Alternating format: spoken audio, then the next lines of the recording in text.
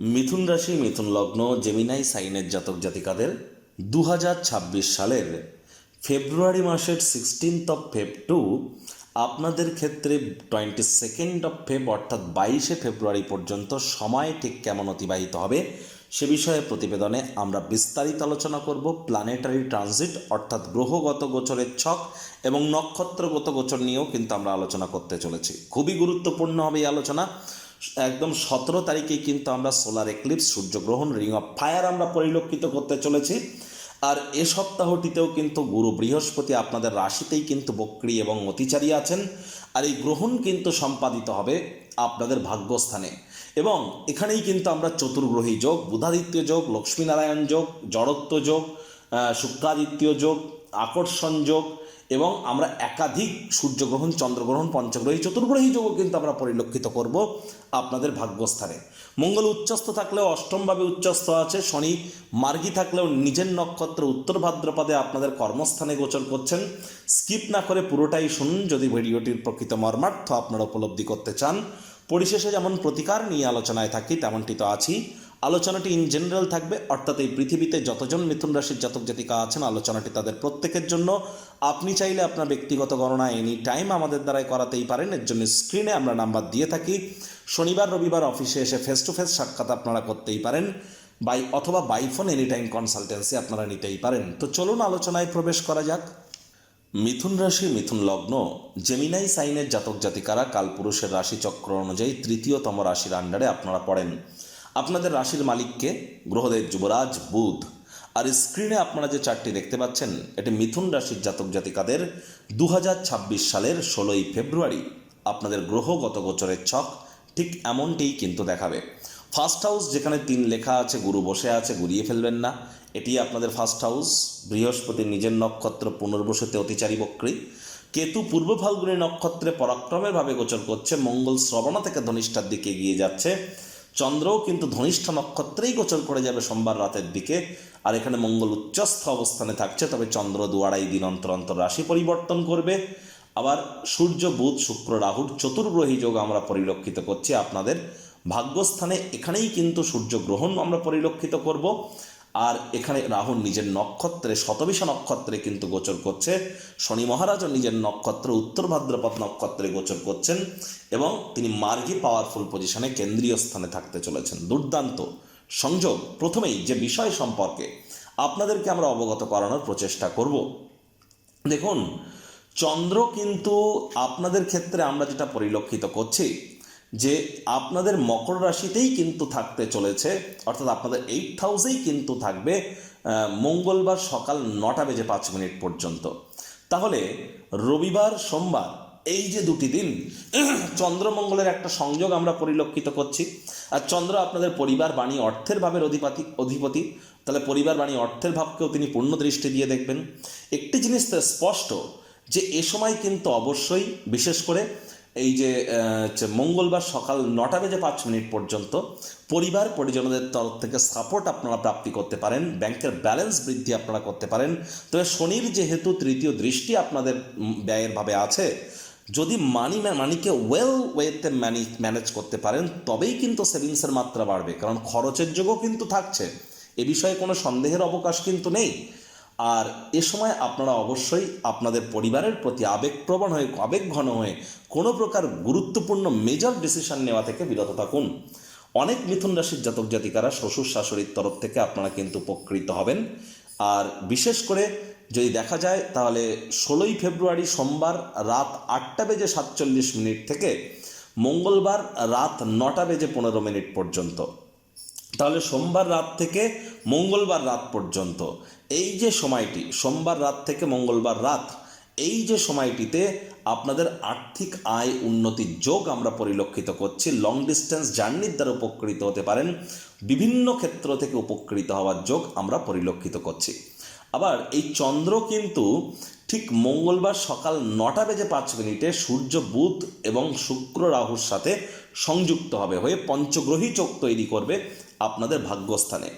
আর এই মঙ্গলবারই কিন্তু আমরা সূর্যগ্রহণও পরিলক্ষিত করব। আর চন্দ্র আপনাদের ভাগ্যস্থানেই থাকবে মঙ্গলবার সকালবেলা থেকে বৃহস্পতিবার দুপুরবেলা পর্যন্ত। তাহলে মঙ্গলবার, বুধবার এবং বৃহস্পতিবার ফার্স্ট হাফ, এই যে সময়টিতে চন্দ্র আপনাদের ভাগ্যস্থানেই গোচর করবে। আর এই সময়টিতে কিন্তু চন্দ্র শতবিশা নক্ষত্র, তারপর পূর্ব ভাদ্রপদ নক্ষত্র, তারপর উত্তর ভাদ্রপদ নক্ষত্রে গোচর করবে। দেখুন 18 তারিখ আপনাদের ক্ষেত্রে রাত 9:15 থেকে 19 তারিখ বৃহস্পতিবার রাত 8:51।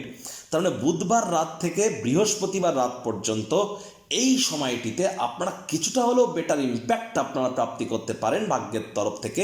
তবুও কিছু বাধা বিপত্তি আমরা পরিলক্ষিত করছি। আমি তো বলবো মঙ্গলবার সকালবেলা থেকে বৃহস্পতিবার দুপুরবেলা পর্যন্ত হার্ডওয়ার্ক, কঠোর কায়িক পরিশ্রমের কোনো বিকল্প নেই। কনসিস্টেন্সি মেনটেন করুন। জীবনের ব্যাপারে, কেরিয়ারের ব্যাপারে, ফাইন্যান্সের ব্যাপারে, পরিবারের ব্যাপারে, সমাজের ব্যাপারে কোনো প্রকার গুরুত্বপূর্ণ সিদ্ধান্ত যেন এ সময় ভুলেও গ্রহণ করবেন না। এ সময় অবশ্যই আপনাদের সূর্যগ্রহণ চলবে। গৃহের মধ্যে থাকুন, ভোজন গ্রহণ করবেন না, ঠাকুরের নাম জপ ধ্যান আরাধনা করুন। আপনাদের রাশিধিপতি বুধ রাহুর সাথে জড়ত্ব যোগ কিন্তু তৈরি করেছে। তাহলে আপনাদেরকে বলবো আবার এই 26 তারিখে কিন্তু বুধ বক্রিয় হবে। তাহলে অবশ্যই কোনো প্রকার গুরুত্বপূর্ণ সিদ্ধান্ত নেওয়া থেকে বিরত থাকুন। কনসিস্টেন্সি মেনটেন করবার চেষ্টা আপনাদেরকে করে যেতে হবে। এটিই কিন্তু আপনাদেরকে লাভান্বিত করতে চলেছে। Stock market, share market, crypto market, commodity market, currency মার্কেটে যারা অর্থ বিনিয়োগ করেন তাদের ক্ষেত্রে কিন্তু আমি বারবার বলছি যে আপনাদেরকে মঙ্গলবার, বুধবার এবং বৃহস্পতিবার ফার্স্ট হাফ, এই যে 2.5 দিন একটু প্রিকশন নিয়ে কিন্তু চলতে হবে। আবেগের বশবর্তী হয়ে আপনি না চাইতেও কিন্তু কোনো ভুল করে বসতে পারেন। আবার এই চন্দ্রই কিন্তু বৃহস্পতিবার দুপুর 2:59 শনির সাথে সংযুক্ত হয়ে 20 যোগ তৈরি করবে আপনাদের কর্মস্থানে। আর সেখানেই চন্দ্র থাকবে শনির সাথে শনিবার রাত 7:06 পর্যন্ত। তাহলে বৃহস্পতিবার দুপুরবেলার পর থেকে শনিবার রাত পর্যন্ত চন্দ্র শনির যোগের কারণে আপনাদেরকে আমরা হাইলি রেকমেন্ড করব যে দেখুন কর্মক্ষেত্রে কোনো প্রকার গুরুত্বপূর্ণ সিদ্ধান্ত যেন এ সময় নেবেন না। এ সময় আলসেমি করলেই কিন্তু মারাত্মক ক্ষতি। কর্মক্ষেত্রে কোনো কলিগের শরীর স্বাস্থ্যের অবনতি হতে পারে। আপনিও কাজের জায়গায় একটু দুর্বলতা, একটু ঊর্জা শক্তির অভাব আপনারা কিন্তু অনুভব করতে পারেন। এ সময় অবশ্যই হার্ডওয়ার্ক, কঠোর কায়িক পরিশ্রম করুন। চোখ কান খোলা রেখে গিয়ে যান।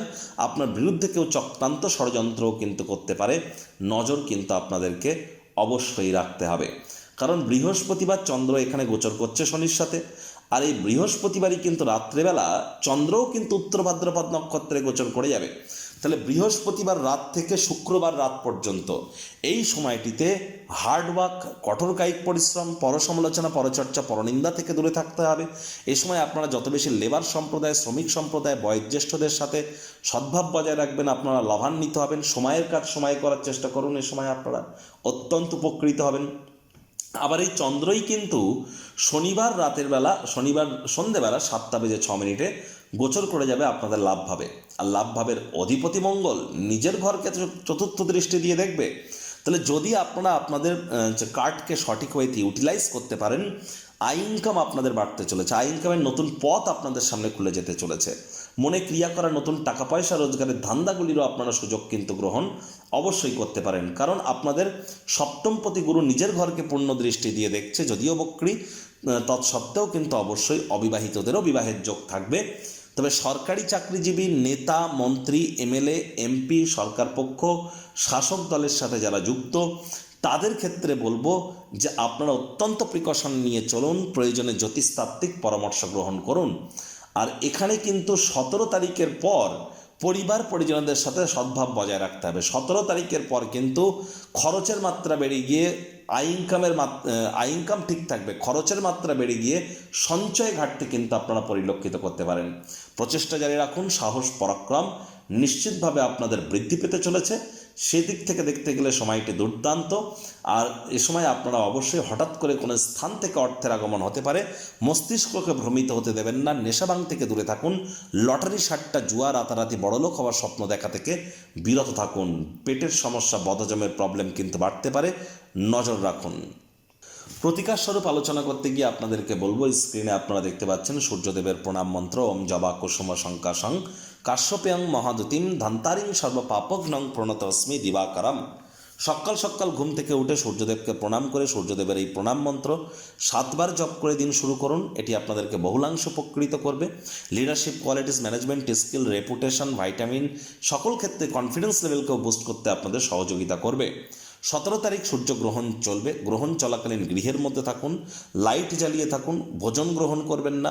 দীক্ষা নিয়ে থাকলে এ সময় খুব গুরুমন্ত্র জপ করুন, অথবা কোনো কিছু মন্ত্র না জানা না থাকলে সূর্যের এই মন্ত্রটি আপনারা 108 বার জপ করুন। এটি আপনার জীবনকে আমূল পরিবর্তন করিয়ে দিতে কিন্তু একাই কাফি হতে চলেছে। গুরুত্বপূর্ণ একটি সময়, সূর্যের বছরে এটিই কিন্তু সূর্যের প্রথম গ্রহণ। এ সময় যত বেশি সূর্যের নাম জপ ধ্যান আরাধনা করবেন, পিতার যত সেবা শুশ্রূষা করবেন, লেবার সম্প্রদায় বয়োজ্যেষ্ঠদের সঙ্গে যতটা সদ্ভাব বজায় রাখবেন, ততই কিন্তু আপনাদের ক্ষেত্রে সময় বেটার পরিগণিত হবে। কিন্তু ভাগ্যপতিত শনি মহারাজ, তাহলে ওই তাবিজ কবচ মাদুলি পাথর পরে কি হবে? কারণ শনি মহারাজ তো কর্মফলদাতা। কর্ম না করে কর্মের ফলের আশা যেন করবেন না। এর জন্য এনি টাইম আমাদের সাথে যোগাযোগ করতেই পারেন। তো বন্ধুরা, প্রতিবেদনটি আপনাদের ঠিক কেমন লাগলো, আপনাদের সুচিন্তিত মতামত আশা করি আপনারা নিচের কমেন্ট বক্সে লিখে জানাবেন। ভালো লাগলে একটি লাইক করতে ভুলবেন না। এই আশা রেখে আমি আমার বাণীকে এখানেই বিরাম প্রদান করলাম। সংসারে অশান্তি, প্রেমে বাধা বা বিবাহে অনিশ্চয়তা, ব্যবসাতে ক্ষতি বা চাকরিতে ডামাডোল, অসুস্থতা, দুঃখ, দারিদ্রতা থেকে কিছুতেই রেহাই মিলছে না, পরীক্ষায় ফেল, তাহলে আর দেরি কেন? জীবনের যাবতীয় সমস্যার সমাধান করব আমরা। বাস্তুশাস্ত্র, সংখ্যাতত্ত্ববিদ্যা, লাল কিতাব, বৈদিক জ্যোতিষশাস্ত্র, কৃষ্ণমূর্তি প্রভৃতি পদ্ধতিতে জন্মছক বিচার করা হয়। প্রয়োজন অনুভব করলে স্ক্রিনে ফ্ল্যাশ হওয়া নম্বরে যোগাযোগ করতেই পারেন।